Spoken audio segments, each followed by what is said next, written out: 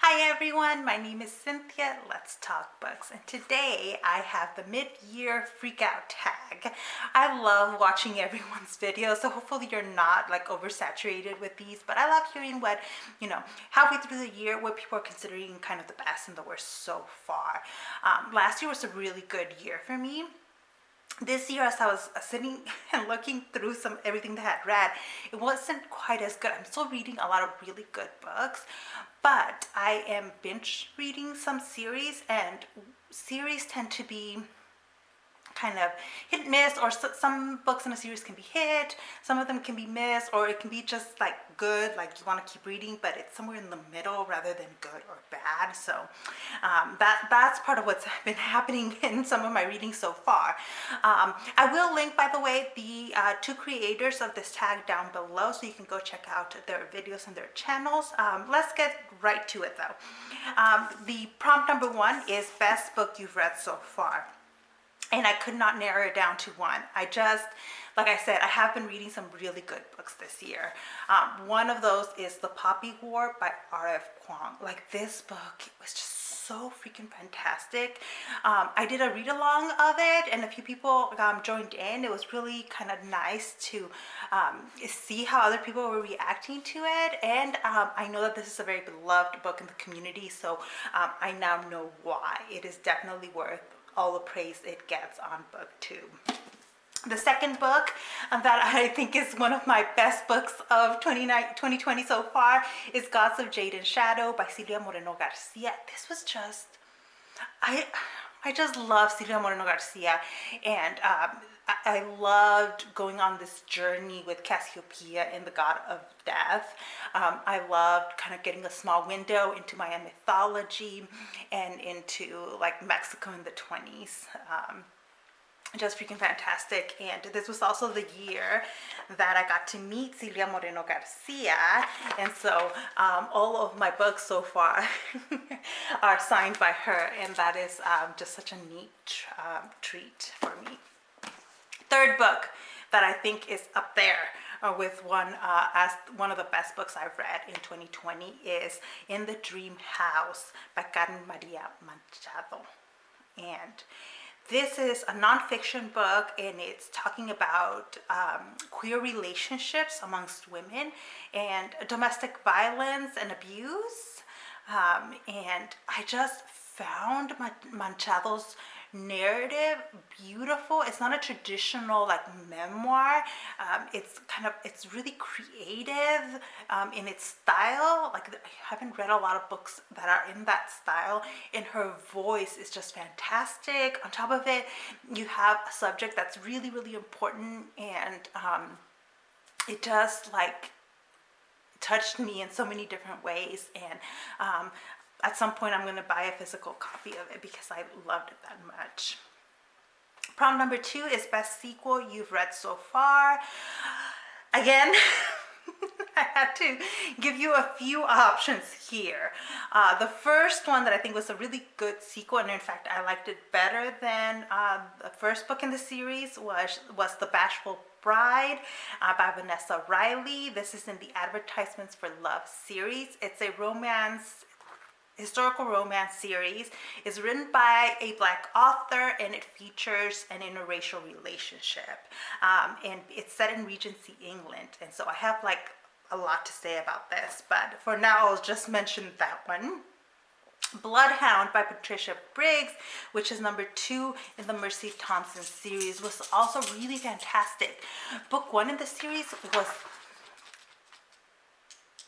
good, was really great, and then when I picked up number 2, I know I need to keep reading it, and in fact I will keep reading books in this series. So that is a paranormal romance in which you follow a woman she's got magical abilities of her own. I'll let you read the book to figure it out. But so these are kind of two series, both in kind of the romance genre, but also very different. One's historical, the other one's paranormal. I've been really into paranormal romances, by the way. I might have to do a different video on it, but I've enjoyed the sequels that I've been reading a lot. Book number 3, prompt number 3, new release you haven't read yet but want to. I have a ton. I'll narrow it down to two. You Had Me at Hola by Alexis, Daria. I mean, look at the cover, and everyone who's been reviewing has had really positive things to say, so I will be getting my hands on that one. And next is Mexican Gothic, which will be released the day I'm putting this video up. I pre-ordered it from my local indie bookstore, which is why I think it's going to take me forever to get it, because whenever I order from this bookstore, it just takes a while. I don't know exactly where their distribution center is, and it's like I just need to get my hands on Mexican Gothic. Prompt number 4 is most anticipated release for the second half of the year. Okay, so the other 2 books I just mentioned haven't been released yet. So a different one is The Year of the Witching by Alexis Henderson. So I first heard about this book via Silvia Moreno-Garcia. She was recommending it on Twitter, and then I read the synopsis of it, and it's about black witches, and I'm just sold. On top of it, look at the cover. I need this book. I do, and I'm gonna get my hands on it. Prompt number 5 is biggest disappointment. For me, the biggest disappointment was the Southern Book Club's Guide to Slaying Vampires by Gradry, Hendrix. It was a disappointment, not because I think it's the worst book ever, but because I had, like, that title is fantastic, okay? And then I had seen him on a panel for the social distancing book fest, and I liked everything I heard from him there. But the book, I have since now watched and read a bunch of reviews by different people, and I get now that the book is supposed to be satire, but the satire is too subtle, and it like crosses the line into having racist tones, I think. And I was really disappointed in that. Like, I can see how the author is not condoning the racism in the book, but the condemnation of it is way too mild, way mild. And on top of it, all of the black characters in this book are like working for the white characters, and I found that to be problematic. Prompt number 6 is biggest surprise. Okay, I feel like not a whole lot of books surprised me really, but Ghostwall by Sarah Moss really surprised me. I picked this book up on a whim because my library had it in audiobook, and I was looking for an audiobook, and I had looked at this book before at bookstores and just not picked it up. I was like, oh, I'm not sure I'm in the mood for it, but it's actually freaking fantastic. It's set in modern Britain, but it features this character who's really obsessed with like the Stone Age, so with like hunting, gathering, and like trying to relive hunting, gathering times, and he drags his whole family along with him, and so we get a look into this family that's really dark. It's also a really short book and really good, so I just thought that was fantastic. Prompt number 7 is favorite new author, and that has to be Beverly Jenkins. Beverly Jenkins is not a new author. She has a long backlog catalog, but I finally read her this year, and I am in love. So I've read Indigo, which is the book that I started off with. It's a historical book set in like Civil War US, but it features 2 black characters who are involved in the like Underground Railroad and the abolitionist movement, and her writing was exquisite in this book, and I just want to like devour everything she's written. And prompt number 8, newest fictional crush. I swear I wasn't gonna have an option for this because I was looking through my list of books, and I was like, no, man, I just don't have a crush this year. And then I started reading the Anita Blake Vampire Hunter series, and Jean-Claude, who is a French vampire who is sassy as hell, but admires and appreciates the heroine Anita Blake, and I'm sold. I have like an Anne Rice kind of vibe with like the flowy white tops. So I'm hoping that he gets a little bit more modern in his style. But the man just sounds sexy as hell. Prompt number 9. Newest favorite character. It's gotta be Rin from the Poppy War, and because she's so complex, like just freaking complex. I've been talking to Priscilla over at Bookie Charm about it because we're buddy reading the Dragon Republic right now, and like we both agree that Rin's not likable. You want to keep rooting for her, and she keeps making like really bad choices, but it's her complexity that makes her so interesting. And she's not a hero, okay? But I love that complexity and darkness in her. Out of Kuang's writing is blowing me away. Number 10, book that made you cry. I cry very easily, okay? But I had to go with The Devil's Highway, A True Story by Luis Alberto Urrea. I have an individual review of this video because it deals with a real life story of immigrants crossing the desert into the US and dying. Not all of them died, but you have death. And so he goes into like the details of how you die of sun exposure and dehydration in the desert. And I'm an immigrant, and the desert experience was not my experience, but I've heard stories. I've heard my parents tell stories about their immigration experiences, and it just like, I sobbed. It's a heavy and really important book. Prompt number 11 is book that made you happy.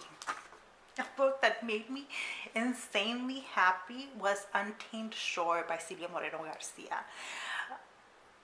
And it's not a happy book. Like, it's a dark kind of noir book, but it's so filled with references, cultural Mexican references that I understood. Like, I can tell that she and I must be in like the same age group. I don't know how old she is, but we must be in the same age group because the book was sprinkled with so many of these references that if you're not Mexican, like, it's not gonna hinder your reading at all.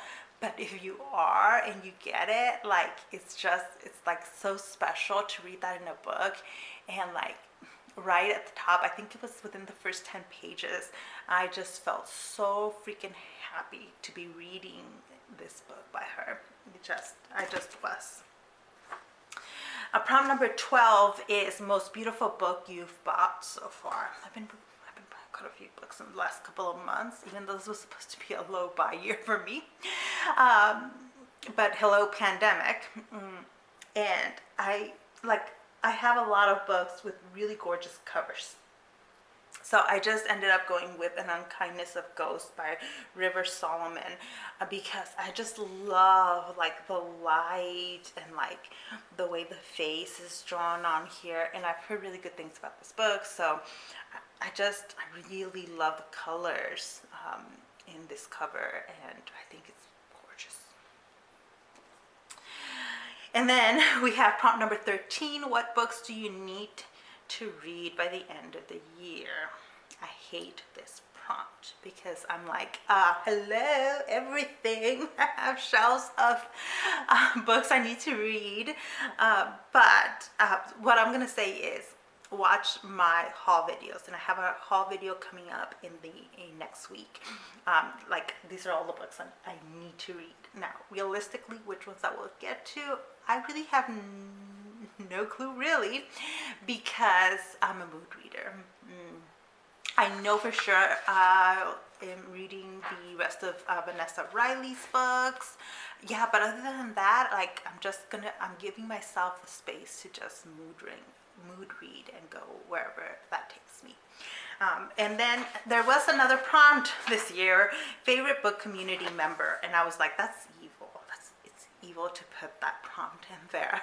I love I love the book community. I know there are very negative aspects of the book community, but overall what I have found in the book community is a group of like-minded people who are encouraging, who are socially conscious, and are doing the best they can, and have like become friends. And like I was explaining this to some of my in real life friends, and I was like, I found a space where I can channel out creativity and chat with people, and I really have appreciated that. I've appreciated all of you that leave comments on my videos, all of you that like and give my videos a thumbs up. I just really appreciate it, because I don't promote my channel a whole lot.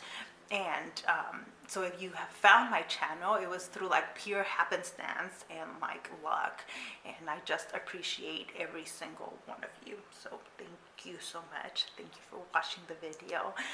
Let me know down below what your best book of 2020 so far is, because y'all know I need to grow my TBR.